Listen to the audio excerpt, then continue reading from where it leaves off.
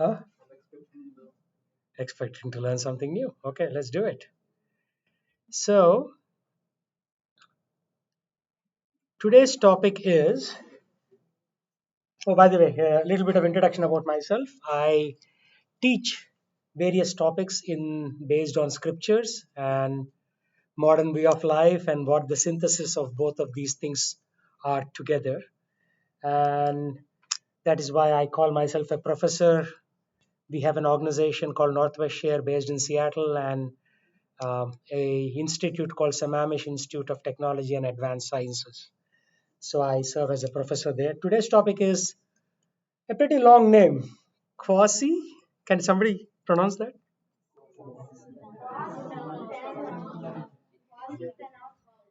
Quasi thanatology. What is thanatology means?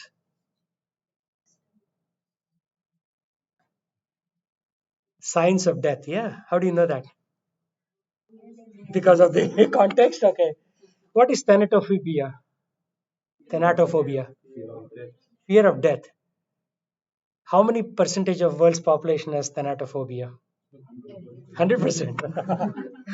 That's a very good point. 100% of the world's population has thanatophobia because we all will die. How do you know that?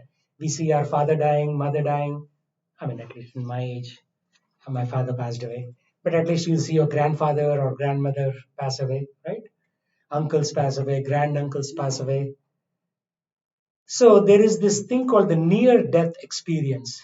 How many people have heard of that near death experience? Yeah? Yeah. Which city are we in? We are in Dallas, right? Last week I was in Seattle. 2 weeks ago I was in Atlanta, Georgia. In Atlanta, Georgia, there's a university called Emory University, and they do a lot of research on near-death experience. In the state of Virginia, there is a university called University of Virginia, and they have a lot of research going on there. They study thousands of cases. University of Virginia. So today's study is based on what happened in University of Virginia. Dr. Grayson, Anita Murjani, and Dr. Alexander. Anita is from India. Grayson and Alexander are American-born scientists. So they did this study on what happens at death. We will see a video also, depending upon time and if we are still allowed to stay in this room for a while. Right? So what is being addressed in this research? To what extent is proximity to death involved in near-death experience? Proximity to death means the closeness of death. To what extent are some external or real life stimuli incorporated in the NDE phenomena? Sorry, this is a pretty intense topic after the nice topic we had with Gopal. So don't worry too much. We'll talk about it in a little light manner because death is a difficult topic to talk about. What are the neurophysiological mechanisms underlying near-death experiences? Right? How can NDE scientifically explain this with current neuromodels? And then how is a clear memory trace of near-death experience created in situations where brain processes, right? So most people think that this NDE is related to the brain, and I will argue that it is not. By end of this discussion, you will see that there is something else going on. And how do our current theories of memories account for these experiences? There are people who study memory for 2 years in a master's course. So it's got to be pretty intense, right? Okay, anyway, let's dive in. So what is NDE? It refers to psychological events that can have important impact on experiencers. Experiencer as in somebody who went through NDE. Previous studies have shown that NDE memories are phenomenologically rich. So phenomenologically, what does it mean? Phenomenon, how do you study that, right? In the present study, what these scientists studied is how to extract the common themes, right? As known as features. In data science, you have something called feature engineering. So even in medical science, we have feature engineering. You pull out the key features and then you model them. So a qualitative thematic analysis has not been carried out on 34 cardiac arrest survivors, but a phenomenon-based study has been conducted in this space. Okay, so let's dive in. A lot of mumbo jumbo there, but we'll come to that. So typically these studies are done, battery dead, oh no, came back, on patients who are in hospitals, right? So you cannot do this at your home. You cannot study a dead man or a dead woman at your home. So you have to go to places. So University of Virginia Medical School is a place where this study was happening. So this is a university too, right? This is the University of North Texas. So at the point of death, something very interesting happens. People say, this is what I felt. This is what happened to me, right? So there is this tunnel that the individual goes through. They talk of this tunnel through which they are passing. So what is the definition, right? So University of Virginia defines it as intensely vivid and often life transforming experiences, many of which occur under extreme physiological conditions such as trauma, ceasing of brain activity, deep anesthesia. Anesthesia, they give that injection to put people to bed so that calm them down so that they can perform surgery and things like that. Or cardiac arrest, in which no awareness or sensory experiences should be possible. Right? Should be possible is the key word. Why? Because I'm going to argue that it is possible. And sometimes it's not possible. Hmm? According to prevailing views in neuroscience. So, most of the studies that are happening in the Western world and in India, in Bangalore, there's a lot of research in this topic. Dr. Ian Stevenson had an assistant who came from Bangalore, India, to assist him with this particular research. Dr. Ian Stevenson is retired now, and his disciples or his students are now running the research in the University of Virginia. Right? You can all of this is public knowledge. med.virginia.edu is where you can find it. Right? So what did they do? You know what the concept of mean and standard deviation is? So they looked at various means and various standard deviations in the normal curve and sometimes in the skewed curve. So not all curves are normal. You're all data scientists, computer scientists, so you should know what I'm talking about. I'm not going to describe what they are. You should know this by now. So list of typical features, right? So we talked about feature engineering. One of them is sensation of leaving the body, mind functioning more clearly and rapidly than usual. At the point of death, people are a little agitated, so mind is kind of racing faster. Sensation of being drawn into a tunnel or darkness. And sometimes at the end of the tunnel, they see a bright light, a brilliant light. Hmm? Then sometimes people experience a sense of peace. Oh, it's all over now. Peace. Om Shanti. Right? Like the Western tradition says rest in peace, and the Eastern tradition says Om Shanti, referring to death. Hmm? And sense of having access to unlimited knowledge. Oh, they get this flash of inspiration. They have so much new things that they are discovering at the time of death. Life review. According to Vedic Shastra, the last 7 minutes of the death is the most important because your entire life will become a Hollywood movie and it will flash before you. Frame after frame, frame after frame, it just keeps on going the last 7 minutes of your life. So that's called life review. And preview of future events yet to come. So they don't know what's going to happen, but it's going to flash in front of their eyes, very eyes like this. And then an encounter with deceased loved ones. All of a sudden, you'll see your great grandfather or grandfather who you played with when you were 3 years old. Now, all those people come in front of your eyes. I'm not talking about from a Shastric perspective. This is modern research perspective. Like I know a nurse in Virginia Mason Hospital in Seattle, Lori. Her name is Lori.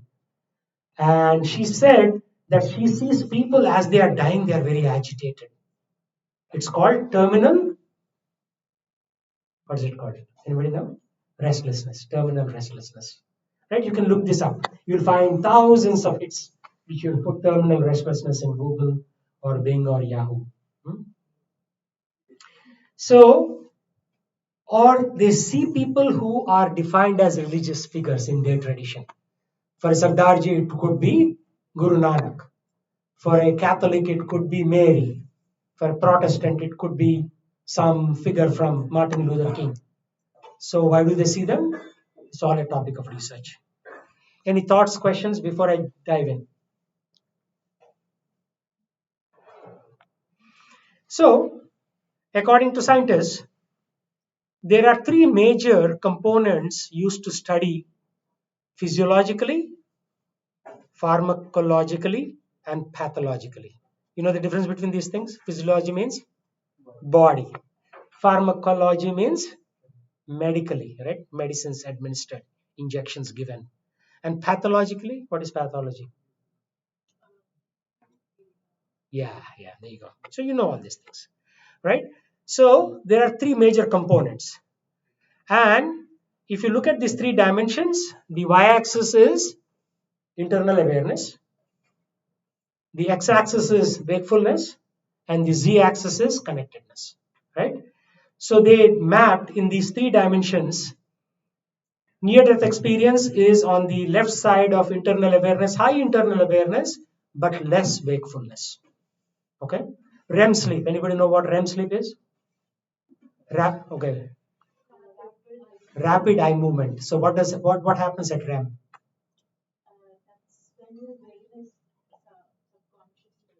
Confirmed, yeah. And that's considered the best sleep, right? REM sleep is best sleep. During REM sleep, your eyeballs are moving, which means you're actually not sleeping. You still have a certain level of consciousness. You're not comatose, for example, right? So now REM sleep with a DEEM is higher level of wakefulness and medium level of internal awareness. And sometimes near death experience spans across this entire spectrum, as you can see in that green line, going all the way from high internal awareness to low wakefulness to high wakefulness as well as high connectedness. Means you're connected with your environment, right? You're all scientists, so I mean, you're doing masters, right? So you have a certain level of appreciation for graphs like this.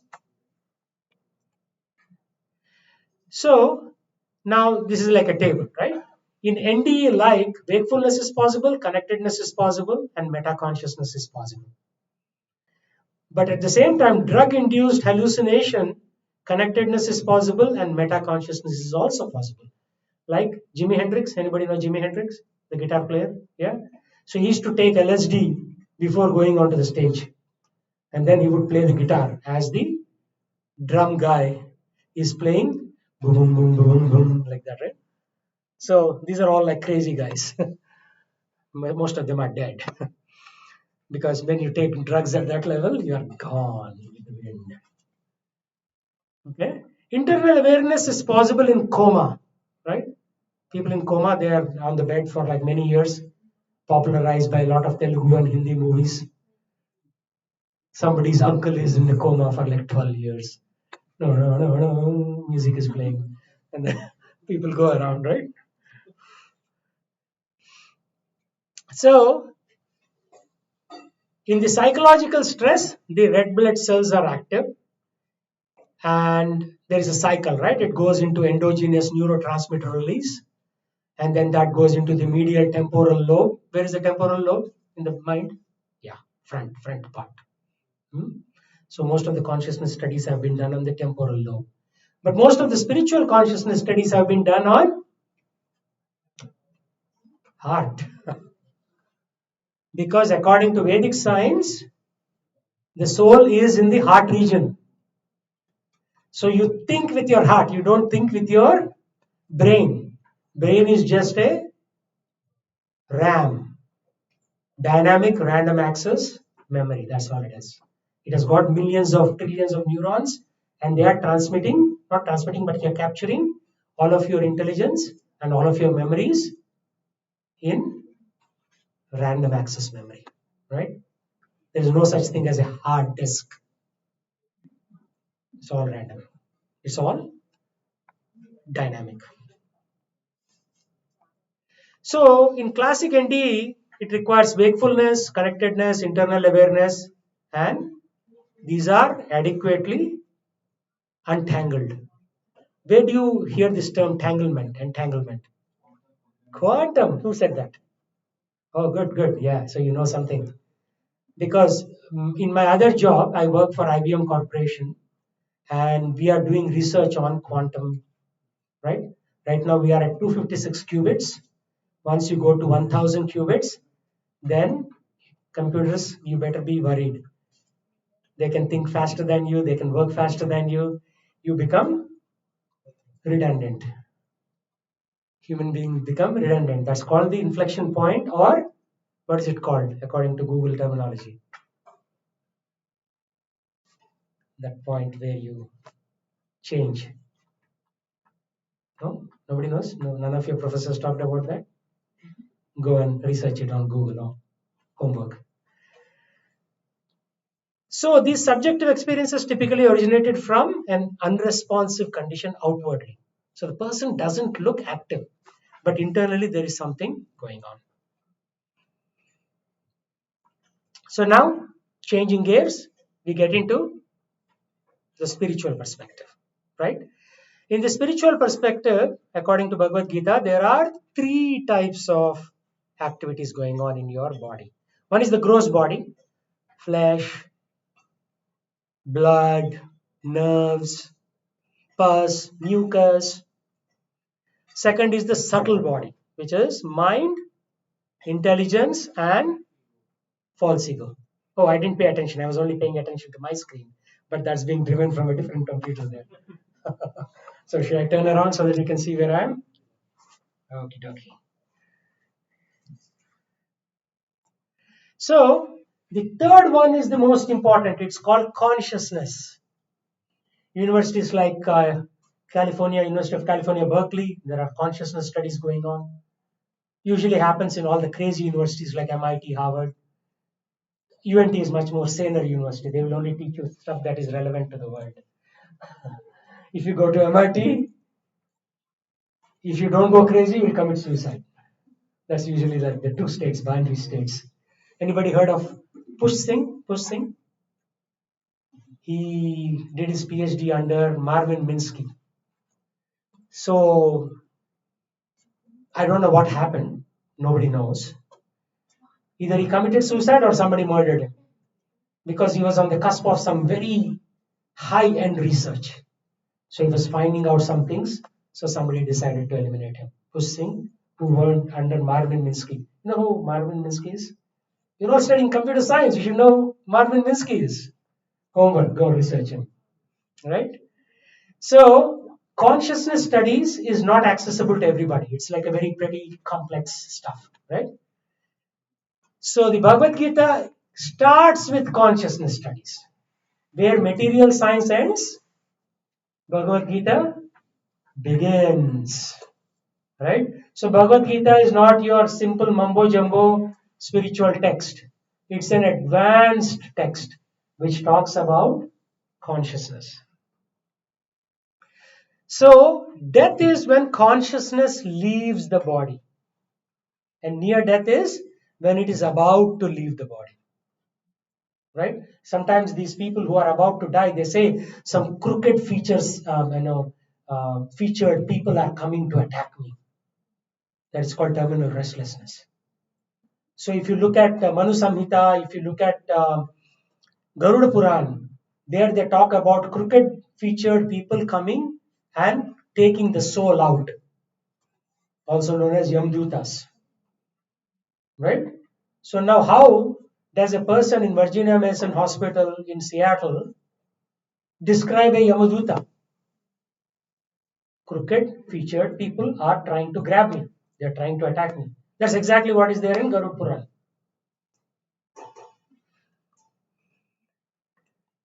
So the Bhagavad Gita gives us insight into consciousness. It says, okay, repeat after me. Nainam chindanti shastrani, nainam dahati pavakaha, na chainam kledayanti apo, na soshyati marutaha. You're all Sanskrit scholars. You're freely flowing out of your lips. Huh? So, the Bhagavad Gita says the soul can be never cut to pieces by any weapon. Right? 9/11, Osama bin Laden's disciples got into United Airlines flights and rammed into the Twin Towers in New York City. There were 2,500 people who died. So what happened to them? where they cut, where they burnt, what happened to them? They evaporated. Okay, but what happened to them? The real them, not the body. Yeah, they moved on. But if you really believe that they moved on, then you will be focused not on computer science or data science. What will you be focused on? Soul science. Right? So the average guy will focus on computer science, get a 150K job, buy a 4 bedroom home, and die happily ever after. The real intelligent person will say, what is beyond all this nonsense? Right? What do? You work, you make money, you pay taxes, 30% of your income goes away in taxes. The rest will go away in your toll tax as you are driving on D&T. And then this tax, that tax. When you buy any product, 8.25% tax on a car or on a t-shirt. So you don't exist for yourself. You exist for the government actually. Who is the biggest beneficiary in any country? It is the government. It is the government. Why do they want illegal immigrants or legal immigrants? They will work like donkeys and pay taxes, right? There are only two things you cannot avoid. What are those two things? Death and taxes. You're a learned man. Everybody learn from him. Take some tuition from him. Death and taxes, right? Anything can be. Who said that, by the way? Not you. Who said that historically? One of the American politicians in 1700s, he said that. Yeah, 1787 or something. He said that. Look it up again. Homework for you. You guys have to learn about the world. The world is not just about neural networks or area under the curve, AUC, data science. That's not the world. I mean, that's just like a potter makes pottery to earn a living. You make pottery on AWS or GCP or Azure Cloud. That's the only difference you have. They make containers, you make containers. There's no difference actually. You're all potters actually. Somebody's making a nice gray pot, somebody's making a blue pot. You're all making pots on cloud. That's all you're making. Right? But the real knowledge is something like this. Right? All kinds of weapons, swords, flames, rains, tornadoes are unable to kill the spirit soul. It appears that there were many kinds of weapons made out of earth, water, air, ether, etc. Anybody know what a fire weapon is? What did Arjuna fire in the Mahabharata war? Agneya Astra. Yeah, fire weapon that just delivers fires and burns everything. Nothing left. Everything's burnt. A fire weapon. Okay. What is air weapon? Vayuvi Astra. Mahabharata again. So Mahabharata is not just a storybook. It's teaching the art of war. How many different kinds of weapons are there? It's teaching the art of politics. How Duryodhan dealt, how Shakuni dealt. Right? It's teaching you everything.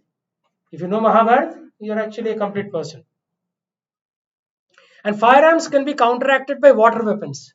So somebody says Agneyastra, and the opponent puts in Jalastra. And if the Jalastra is powerful, there is a big if, then the effect of Agneyastra is nullified. Right? So there is a science of war.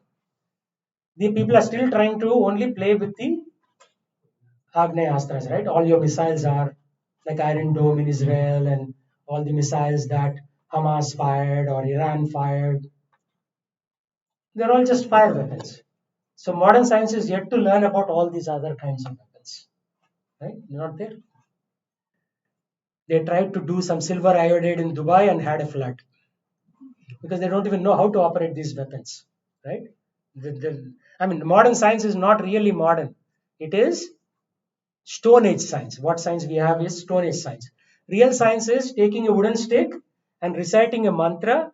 The wooden stick becomes a nuclear weapon and you release it and the outside party is vanquished.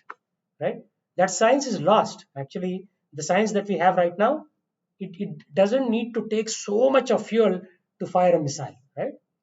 It should be very simple, subtle. Subtle is more powerful than the gross. One mantra can lift the piece of wood, convert it into a nuclear weapon, and finish them. Done. That science is yet to be rediscovered. So anything born has to die, but the soul is eternal. So here is, I just saw this on the internet today. So there was this traffic camera at the intersection. The person was crossing the road, you see the left side, and the SUV, not SUV, truck hit the person. And the traffic camera captured this little thing you see on the left side, that shadow image. Now, who is that shadow image?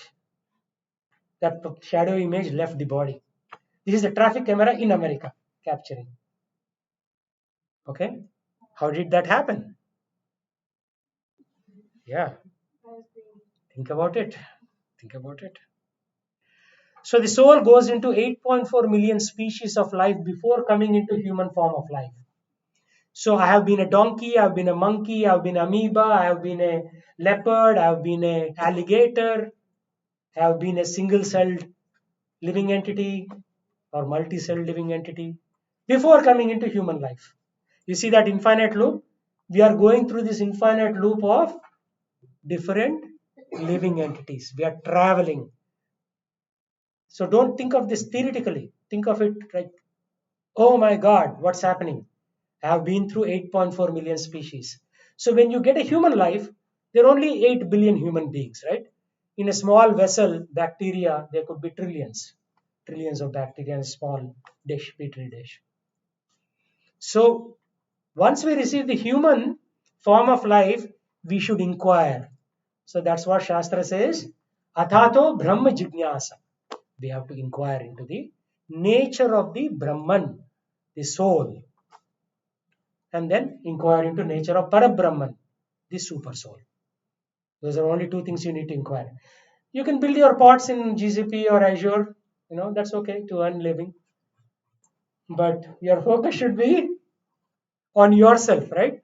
What is selfishness means? You have to think of yourself, the soul, not the body. If you are not selfish, then you are foolish, right? I am foolish. So we have to get out of this foolishness, this illusion, and focus on something which is even higher. So Bhagavad Gita 2:22 says, as a person puts on new garments, giving up the old garments, the soul similarly accepts new material bodies, giving up the old and useless. So for example, your t-shirt is torn in two places and you have worn it for 1 week. It is stinking. What are you going to do with it? Wash it. Yeah, put it in a washing machine. If it's torn in many other places, you throw it in the garbage. So same thing you have to do. I mean, your body, when it becomes weak, near death experiences are happening. After that, death is certain. So you have to go into the next body. So you have to be very careful. What am I going to do? You can be a monkey or an alligator in your next body. To get a human body is very, very rare. Right? Durlabha Manusha Janma. Durlabh means rare. So you have to be very careful. While earning a living, while working, while buying things at Walmart, our focus should be something superior, right? Who am I? Like Gopal was saying, right? Who are you? He was asking that rhetorical question. You should know who you are, first of all. That is called self realization. Then you can realize what the world is and there is superior something. So self realization is the first step. And eventually you will get to God realization. God is not so cheap that you know him just like that. He's not so cheap, right? You cannot buy him in Walmart. You cannot borrow him from somebody. You have to realize, right? So you see this is a beautiful picture where we went through first the aquatics, then the land animals, the birds, and finally we came to the cow. Our previous life is one that of a cow. You don't evolve from monkeys, but you evolve from cows. But it's not the evolution of the body, it's the evolution of the soul, Atma, right? Everybody heard of Oppenheimer? He's a fan of Bhagavad Gita. There is one scene in the movie where he talks about Bhagavad Gita and he reads the Bhagavad Gita and so on. I mean, the movie shows a little bit of gross aspects, but in general, he popularized the Bhagavad Gita. So in a way, he's an acharya because of him, a lot of people are now turning to the Bhagavad Gita. अरे Oppenheimer ने सीखा तो मैं भी सीखूंगा, right? Like that. Questions, thoughts, comments.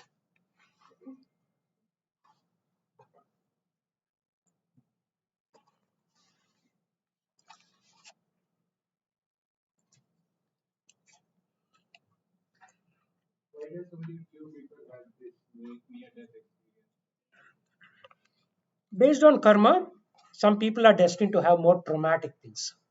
If somebody is good, they have led a good life, a saintly life, they won't have this thing. They'll just think of the superior God and they just leave the body. That's it. So NDEs happen for a lot of people who have pretty bad karma actually. They have to burn that, right? Everything has to be.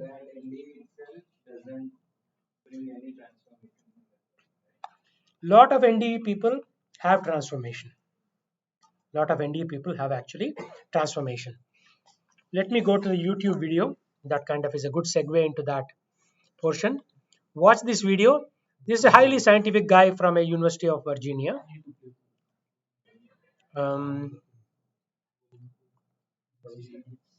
Oh, here it is. I already have it. Almost 50 years ago, a woman who had just tried to kill herself told me something that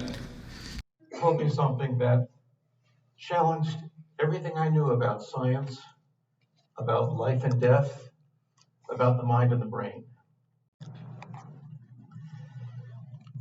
The fork full of spaghetti was almost to my mouth when the beeper pager on my belt went off, launching the fork into the air.